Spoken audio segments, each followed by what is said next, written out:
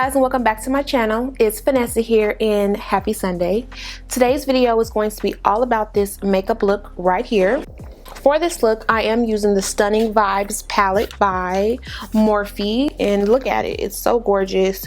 What stood out to me the most were the colors in the palette. You guys know I really love purple, I really love pink, I really love colors that kind of pop on the lids. So when I first seen the palette, these two colors right here really popped out. This purple shade down here, as well as this blue shade, which you guys will see in a later video. I just wanted to bring you guys a newer palette to my channel. Usually when I do my tutorials, I give you guys like the step-by-step of what to do, what products I'm using, and why I'm using them. But I think that gets a little bit repetitive, so I did want to kind of go ahead and do something a little bit different. Go ahead and thumbs up this video if you haven't already. Make sure you are subscribed to join the Vanessa Monet family. And let's go ahead and get to the message. My subject, for those of you who like to take notes, is girl, get up. Girl, get up. Because when I look back over my own life, I see all of these times where I knew better, but I didn't do better. That I myself have found myself in positions where I knew better. I knew I should have left the relationship alone. I knew I shouldn't have spent the money, but I did it anyway, and I had to pay the consequences. We're carrying this moment that forever shifted how we saw the world.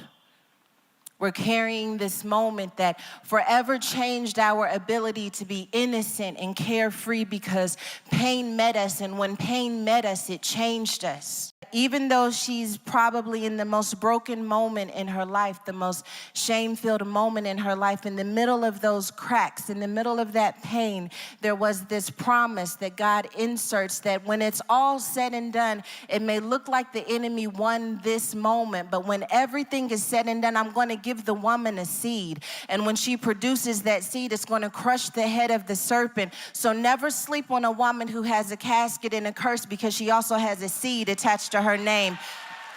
And the enemy's greatest threat is going to be the woman, a woman who figures out that the heel couldn't keep her from walking into the next dimension of her destiny. There is this slow fading of your hope, this slow fading of your healing, this slow fading of your purpose. God help me, because I know I'm in the right room. But there's also another part of us that is fighting to be healed. Whether you're connected to them or not connected to them, God has orchestrated your life in such a way that He has people praying for you who you haven't even met yet. Not because they know you, not because they understand every situation you've gone through, but because they know all you need is a revelation from God. And if you receive a revelation from God, no weapon formed against you will prosper. Not even the ones that have been formed in your own mind. There's always going to be somebody fighting for your destiny. And I would just like to take a moment and thank God for the people who fought for me when I couldn't fight for myself. The people who saw something in me when I couldn't see it in myself. For the people who created environments for me to flourish when I felt like I was dying. Because there are so many moments where parts of our dreams and our desires go from just being sick to dead because we were trying to make sure other people were healed. That some of us put our lives on the back burner.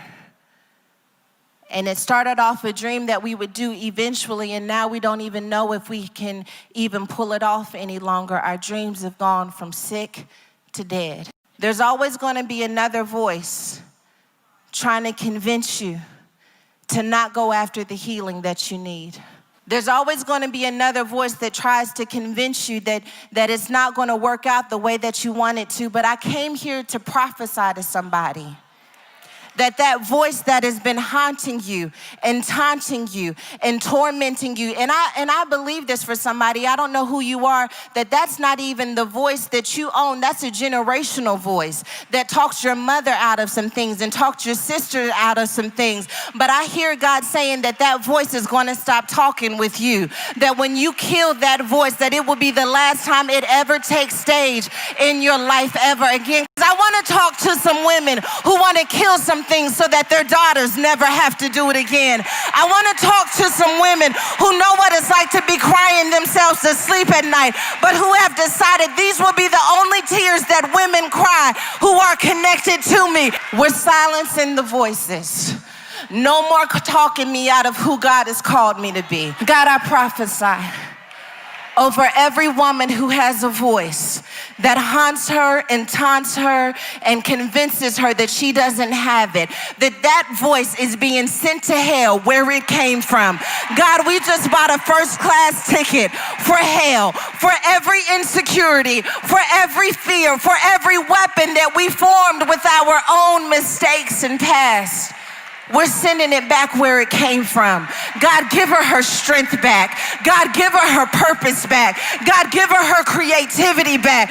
God, heal everything that's been broken down on the inside of her so that living water can spring out of her so that it can quench the drought that's been killing the fruit you want to give her.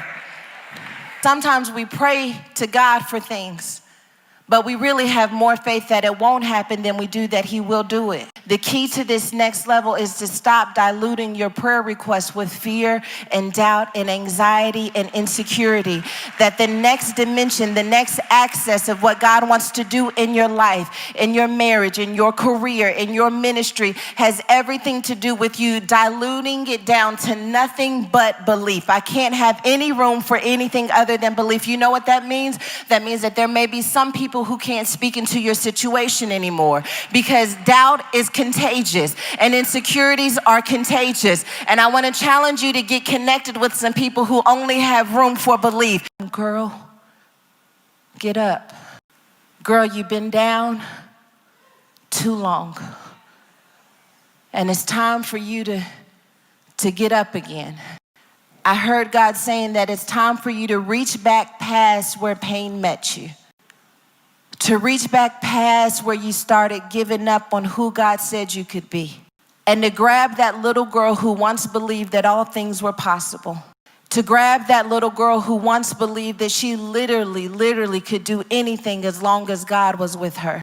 And to tell her, get up. To tell her that we can't afford to just exist anymore. That God needs the real deal in this season. And he can't do it with this half-baked cookie cutter idea of who you are. That he needs that little girl who was once on fire, who once had so much passion and so much hope for this generation and for this culture, that she didn't care when she received a no, that she didn't care when people let her down, that was just more ammunition for her to dig deeper with God. If you would allow her to be cured and healed from the disease of abandonment issue, the disease of failure, the disease of divorce, the disease of insecurity, the disease of promiscuity, if you would let her receive a touch from Jesus, that she would come back to life, and that this miracle would not be for the world to see, but it would be for the people who are closely connected to her to see. What am I saying? I'm saying that there are people who need to see you awaken that little girl that's down on the inside of you. They need to see your spirit come back to you. When he tells the little girl to arise, she doesn't just get up. The text tells us that her spirit returned to her. She got her fight back. She got her power back. Because your daughter needs to see how to get back in the fight after life has knocked you down. That we may have to pick up and move on scarred and broken and bruised, and that when your spirit returns back to you, that it is a sign to hell that no weapon formed against you is going to prosper. All right, you guys, and this is the finished look. I really like how it came out.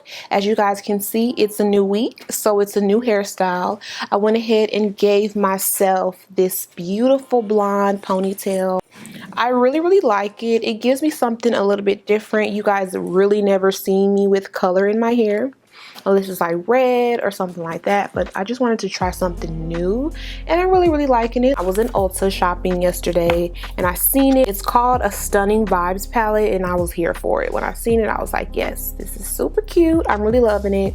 You guys know I love color, so be on the lookout for more looks using this palette. If you like this palette, I will link it down in the description box below so you guys can go ahead and check it out, and it is at Ulta, so go ahead and check out your local Ulta if you rather just go ahead and get it in person. I really hope you guys enjoyed the message. It really touched me, and if it touched me, I know it would touch somebody out there watching this video right now. So yeah, I hope I can get this video up today. I am recording as soon as I heard the message, because I was feeling a little bit uninspired, but I did go ahead and film something that I'm really passionate about and I really like it. I hope you guys do too, and if you do, go ahead and thumbs up. Make sure you are subscribed to join the Vanessa Monet family, and check out some of my other videos where I do have sermons linked to makeup tutorials, just stuff that kind of just touched me throughout the years. I do these every so often just to kind of give my brain and my mental and my heart a reset, if that makes sense. So that's exactly what this video is here today. Thank you so much for watching and getting to the end of the video, and I'll see you guys again in my next one. Mwah.